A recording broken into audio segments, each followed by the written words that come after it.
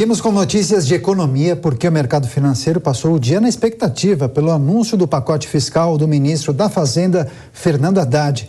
Vamos conversar ao vivo com Arthur Nogueira, nosso comentarista, analista aqui da Jovem Pan News.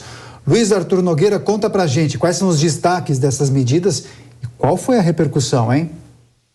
Boa noite, Caniato, boa noite, Lívia, boa noite a todos. Começando pela repercussão, não teve euforia no mercado financeiro não, Caniato. Ao contrário, na verdade a Bolsa estava subindo. Quando o ministro Fernando Haddad começou a anunciar o pacote, a Bolsa caiu um pouquinho, fechou em baixa de 0,59% após 6 pregões consecutivos de alta. O dólar caiu 1%, vendido a R$ 5,10, mas essa queda do dólar é um movimento global. No mundo inteiro, as moedas tiveram ganhos em relação ao dólar, o real também, por um motivo muito simples. A inflação caiu nos Estados Unidos, isso gera uma expectativa de menos juros lá e, portanto, isso desvaloriza o dólar em relação a todas as moedas, inclusive em relação ao real. Mas vamos agora falar do pacote anunciado pelo ministro Fernando Haddad. Em primeiro lugar, Caniato, o objetivo do pacote, que é melhorar as contas públicas, é um objetivo bom, é um objetivo louvável, mas as medidas que foram anunciadas são ainda muito frágeis, são medidas ainda muito polêmicas. Vou dar alguns exemplos aqui. Em primeiro lugar, o governo Lula anunciou hoje de novo um refis.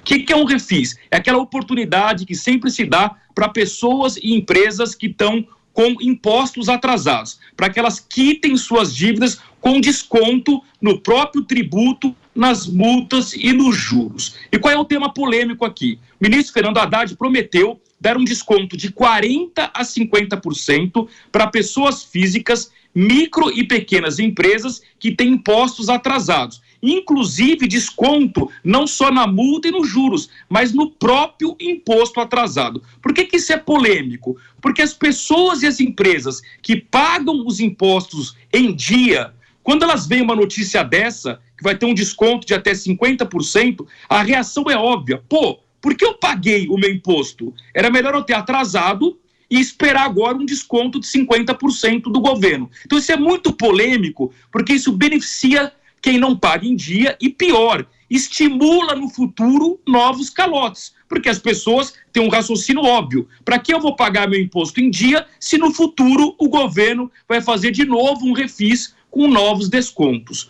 Outro ponto polêmico é que o ministro Fernando Haddad disse que a partir de março há uma ideia de voltar a cobrar impostos PIS/COFINS sobre a gasolina e o diesel. O problema é que o Haddad defendeu isso no dia 1º de janeiro e o presidente Lula disse não vai voltar a cobrar imposto, porque ao cobrar imposto sobe o preço da gasolina e do etanol, e isso atrapalha a inflação. E a pergunta é, quem garante que no dia 1º de março o presidente Lula não vai dizer de novo não vai voltar a cobrar imposto? Então repare que são medidas polêmicas que nem o presidente Lula aprovou ainda. E para concluir, do lado da despesa, o ministro foi muito genérico. Ele disse que todos os ministérios terão de rever contratos para reduzir os custos. Mas na prática ele não anunciou nenhuma medida de corte de despesas. Então, para concluir, o mercado financeiro não teve uma reação de euforia, porque na prática, insisto, o pacote vai no sentido correto de melhorar as contas públicas,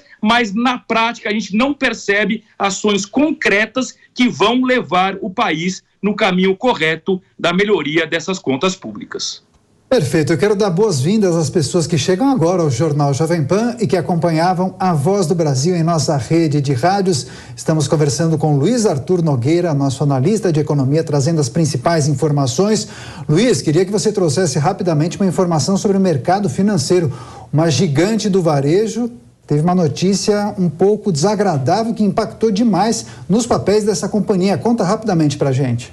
Verdade, Caniato, era um pouco desagradável, foi até gentil da sua parte, que é um rombo de 20 bilhões de reais na contabilidade das lojas americanas. É um escândalo, 20 bilhões de reais, e isso fez com que as ações despencassem hoje quase 80% na Bolsa de Valores. Significa, Caniato, que quem tinha, por exemplo, R$1.000 investidos em ações da loja Americanas, hoje tem menos de R$200. Foi um tombo histórico, a empresa quase chegou a quebrar efetivamente. O presidente da empresa, Sérgio Rial, que tinha assumido a companhia agora em 1º de janeiro, ontem, quando descobriu esse rombo, simplesmente renunciou ao cargo, o que mostrou para o mercado financeiro que o problema é muito grave. Cabe agora às autoridades investigarem para saber se esse rombo de 20 bilhões de reais foi fruto de alguma fraude dentro da empresa, porque se foi fraude, é crime, e se foi crime, pessoas precisam ser punidas e responsabilizadas por esse rombo histórico nas lojas americanas. Certamente esse